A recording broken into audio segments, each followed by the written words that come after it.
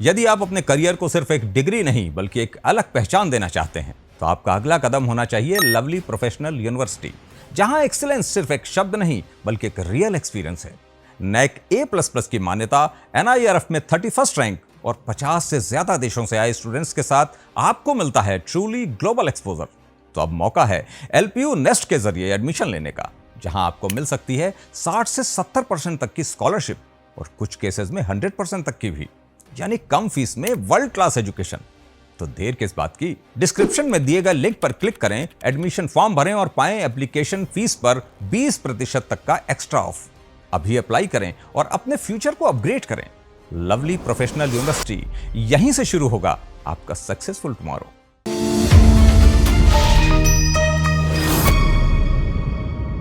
नमस्कार, शुभ साची विंध्य के इस समाचार बुलेटिन में आपका स्वागत है। मैं हूं आपके साथ नियाजिया। शुरुआत करते हैं हेडलाइन से। रीवा में सिलपरा नहर में डूबा सेना का जवान भाई बहन के साथ आए थे घूमने।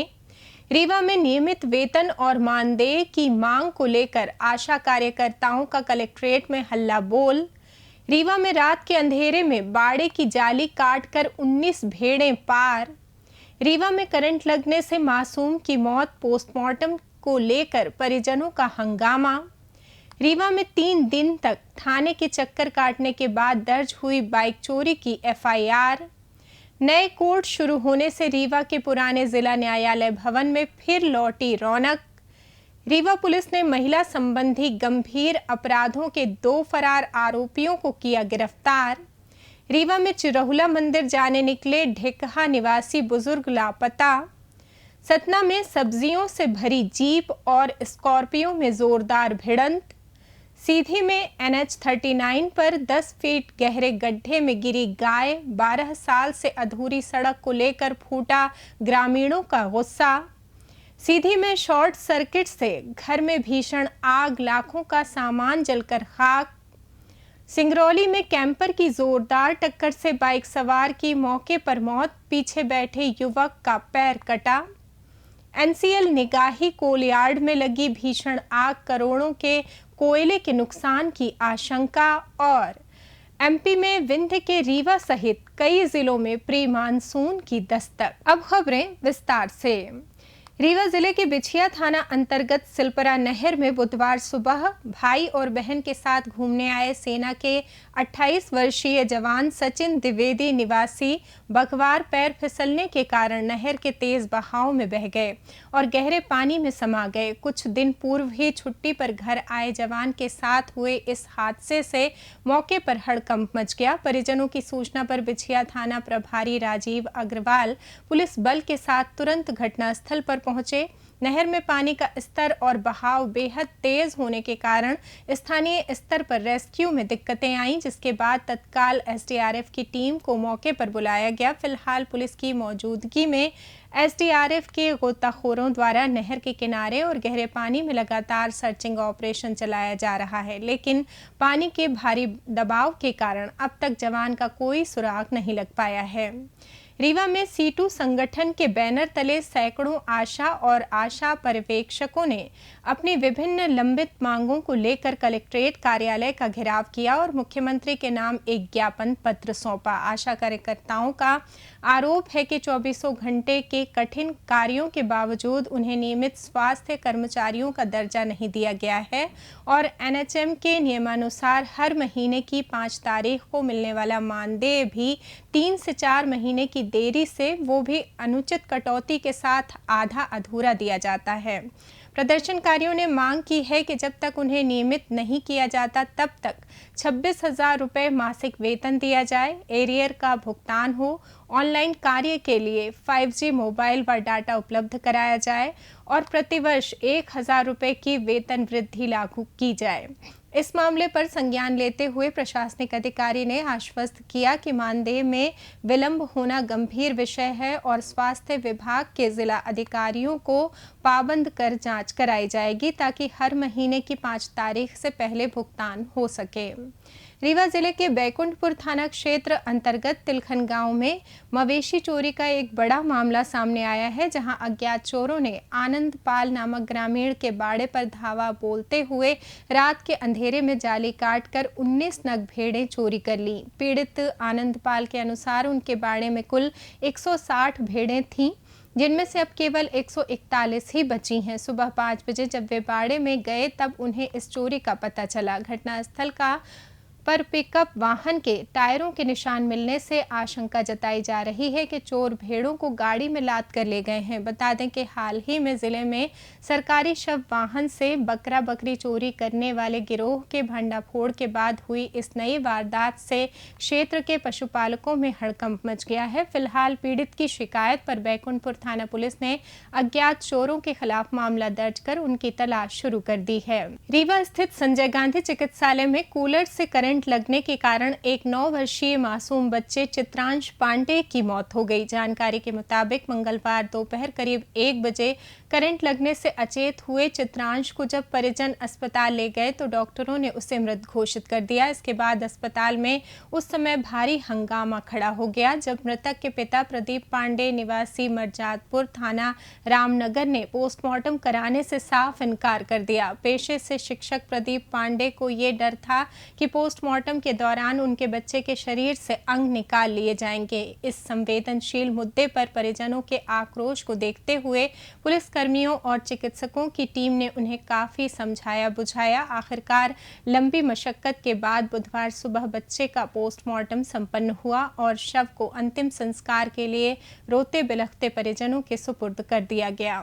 रीवा शहर के सिटी कोतवाली थाना क्षेत्र अंतर्गत उपरहटी नगरिया ढलान के पास किराए के मकान में रहने वाले फुटपाथ व्यापारी अखिलेश कुशवाहा की घर के सामने खड़ी बाइक 31 मई की रात करीब 8 बजे चोरी हो गई। बाइक चोरी की शिकायत लेकर जब पीड़ित थाने पहुंचा तो पुलिस ने तुरंत एफआईआर दर्ज करने से इनकार कर दिया। आखिरकार 3 दिनों तक थाने के चक्कर काटने के बाद पुलिस ने मामला तो दर्ज कर लिया। घटना के सीसीटीवी फुटेज में 2 युवक साफ तौर पर बाइक चुराते दिखने के बावजूद पुलिस अब तक चोरों को गिरफ्तार नहीं कर सकी है। बता दें कि इन दिनों रीवा शहर में बाइक चोरी की वारदातें लगातार बढ़ रही हैं, जिससे आम जनता परेशान है, लेकिन पुलिस द्वारा फरियादियों की शिकायतें तुरंत दर्ज न करने से कानून व्यवस्था पर सवाल खड़े हो रहे हैं। हमारी गाड़ी चोरी हो गई आज ये हुई है दादी। उस दिन क्या है, थोड़ा दूसरा मामला था, वहाँ लड़ाई झगड़े का 2-3 जन रहे तो उनके सर टूटे फाटे था। हम आवेदन दे के चले आए, रात के 11 भी बज गया। रीवा में नए जिला न्यायालय भवन के निर्माण के बाद वीरान पड़ चुके पुराने न्यायालय परिसर में एक बार फिर से रौनक लौटने लगी है। दरअसल शासन द्वारा इस पुराने परिसर में औद्योगिक एवं श्रम न्यायालय के साथ साथ राजस्व बोर्ड की कोर्ट के लिए भी जगह आवंटित कर दी गई है, जिसके बाद इन सभी अदालतों ने यहां अपना न्यायिक कार्य सुचारू रूप से प्रारंभ कर दिया है। इन नई अदालतों के शुरू होने से परिसर में पक्षकारों और वकीलों की आवाजाही काफी बढ़ गई है और आने वाले दिनों में यहां चहल पहल और ज्यादा बढ़ने की उम्मीद है। रीवा जिले की गोविंदगढ़ पुलिस ने महिला संबंधी गंभीर अपराधों में त्वरित कार्रवाई करते हुए 2 अलग अलग मामलों में फरार चल रहे आरोपियों को गिरफ्तार कर जेल भेज दिया है। पुलिस के मुताबिक पहले मामले में 1 जून की रात एक महिला के घर में घुसकर दुष्कर्म करने और जान से मारने की धमकी देने के आरोपी को पीड़िता की शिकायत पर तत्परता से दबोच लिया गया, जिसने पूछताछ में अपना जुर्म भी कबूल कर लिया है। वहीं दूसरे मामले में एक नाबालिग लड़की को बहला फुसला कर ले जाने वाले आरोपी को पुलिस ने बयानों और पुख्ता साक्ष्यों के आधार पर गिरफ्तार करने में सफलता हासिल की है। दोनों ही मामलों के आरोपियों को न्यायालय में पेश करने के बाद कोर्ट के आदेश पर न्यायिक अभिरक्षा में केंद्रीय जेल रीवा भेज दिया गया है। रीवा शहर के ढेकहा निवासी कमला प्रसाद सोनी अचानक लापता हो गए, जिनकी तलाश के लिए परिजनों ने सिविल लाइन थाने में गुमशुदगी की शिकायत दर्ज कराई है। बुजुर्ग के बेटे संतोष सोनी के मुताबिक उनके पिता मंगलवार दोपहर को चिरहुला मंदिर जाने के लिए घर से निकले थे, लेकिन उसके बाद वापस लौटकर नहीं आए। घटना के 24 घंटे से अधिक का समय बीत जाने के बाद भी उनका कोई सुराग नहीं मिल पाया है, जिसके चलते चिंतित परिजन और पुलिस अब क्षेत्र में लगे सीसीटीवी कैमरों के फुटेज खंगालकर उनकी सरगर्मी से तलाश कर रहे हैं। सतना जिले के नागौद थाना क्षेत्र अंतर्गत कचनार मोड़ के पास एक भीषण सड़क हादसा हो गया। यहां तेज रफ्तार में जा रही सब्जियों से भरी एक जीप और स्कॉर्पियो वाहन के बीच आमने सामने की जोरदार भिड़ंत हो गई। टक्कर इतनी भीषण थी कि दोनों वाहनों का अगला हिस्सा बुरी तरह क्षतिग्रस्त हो गया और मौके पर चीख पुकार मच गई। घटना की जानकारी मिलते ही स्थानीय ग्रामीणों की भारी भीड़ जमा हो गई। लोगों ने तुरंत सूझबूझ दिखाते हुए वाहनों में फंसे घायलों को बाहर निकाला। कचनार मोड़ के पास हुए इस हादसे के बाद मार्ग पर कुछ समय के लिए यातायात भी बाधित रहा। सीधी सिंगरौली को जोड़ने वाले राष्ट्रीय राजमार्ग NH39 के बीचों बीच बने लगभग 10 फीट गहरे गड्ढे में मंगलवार देर रात एक गाय गिर गई, जिसे स्थानीय ग्रामीणों ने कड़ी मशक्कत और रस्सियों की मदद से सुरक्षित बाहर निकाला। बता दें कि रीवा सीधी और सिंगरौली को जोड़ने वाले इस मुख्य मार्ग का हिस्सा अंदर से खोखला हो चुका है, जिससे रोजाना गुजरने वाले हजारों वाहनों पर बड़े हादसे का खतरा मंडरा रहा है। स्थानीय लोगों ने आक्रोश जताते हुए कहा कि करीब 12 वर्ष पहले 468 करोड़ रुपए की लागत से शुरू हुई ये सड़क आज तक अधूरी है। यहां तक कि सितंबर 2025 में 569 करोड़ रुपए का नया टेंडर होने और पूर्व मुख्यमंत्री सहित नेताओं द्वारा 3 बार भूमि पूजन व हवन पूजन करने के बावजूद स्थिति जस की तस बनी हुई है। हालांकि इस घटना के बाद अब प्रशासन ने सड़क की तत्काल मरम्मत के निर्देश दिए हैं। सीधी जिले के सिहावल जनपद क्षेत्र में बुधवार सुबह करीब 8 बजे बिजली के शॉर्ट सर्किट से हीरालाल केवट के घर में भीषण आग लग गई, जिससे लाखों रुपए का घरेलू सामान जलकर राख हो गया। आग इतनी तेजी से फैली कि पीड़ित परिवार को संभलने का मौका तक नहीं मिला। हालांकि सूचना के बावजूद दमकल वाहन मौके पर नहीं पहुंचा। वहीं मौके पर पहुंची डायल 112 और पुलिस टीम भी सिर्फ तस्वीरें लेकर लौट गई और ग्राम पंचायत का पानी का टैंकर भी नदारद रहा। आखिरकार स्थानीय ग्रामीणों ने एकजुट होकर बाल्टियों और पाइपों की मदद से घंटों की मशक्कत के बाद आग पर काबू पाया, लेकिन तब तक मकान का एक बड़ा हिस्सा तबाह हो चुका था। इस घटना के बाद ग्रामीणों ने क्षेत्र में अग्निशमन संसाधनों की कमी पर भारी नाराजगी जताई है, जबकि पीड़ित परिवार ने प्रशासन से तत्काल आर्थिक सहायता और राहत सामग्री उपलब्ध कराने की गुहार लगाई है। सिंगरौली जिले के बैढ़न थाना क्षेत्र अंतर्गत खुटार चौकी के देवरी मुख्य मार्ग पर बुधवार दोपहर करीब 1 बजे एक भीषण सड़क हादसा हो गया, जिसमें तेज रफ्तार कैंपर वाहन की टक्कर से बाइक चालक परवेंद्र शाह निवासी कसर की मौके पर ही मौत हो गई। टक्कर इतनी भयावह थी कि बाइक के पीछे बैठे अनुज सिंह का एक पैर कट कर शरीर से अलग हो गया, जिन्हें नाजुक हालत में तुरंत अस्पताल में भर्ती कराया गया है। इस दुर्घटना के बाद आक्रोशित ग्रामीणों ने घटनास्थल पर भारी हंगामा शुरू कर दिया, जिससे कुछ समय के लिए स्थिति बेहद तनावपूर्ण हो गई। सूचना मिलते ही नगर पुलिस अधीक्षक उमेश प्रजापति सहित प्रशासनिक अधिकारी अतिरिक्त पुलिस बल के साथ मौके पर पहुंचे और ग्रामीणों को समझा बुझाकर स्थिति को नियंत्रण में लिया। सिंगरौली जिले में NCL की निगाही परियोजना के ईस्ट कोलयार्ड पैकेज B में कोयले के विशाल भंडार में भीषण आग लगने से हड़कंप मच गया है, जिससे करोड़ों रुपए के कोयले के नुकसान और आपूर्ति प्रभावित होने की आशंका जताई जा रही है। बुधवार को सामने आए एक वीडियो में कोयले के ढेर से धुआं और तेज लपटें निकलती दिखाई दे रही हैं, जिसके बाद स्थानीय लोगों ने पानी के टैंकरों और नियमित निगरानी के अभाव का आरोप लगाते हुए प्रबंधन की सुरक्षा व्यवस्था पर गंभीर सवाल खड़े किए हैं। दूसरी ओर NCL के जनसंपर्क अधिकारी राम विजय सिंह ने सफाई देते हुए कहा कि गर्मियों के मौसम में कोयले के भंडार में स्वतः आग लगना एक सामान्य घटना है और NCL की फायर फाइटर टीमें इससे नियंत्रित करने के प्रयास में लगातार जुटी हुई हैं। फिलहाल माइंस प्रबंधन द्वारा आग बुझाने का कार्य जारी है और विस्तृत जांच के बाद ही नुकसान के वास्तविक आंकड़े सामने आ सकेंगे।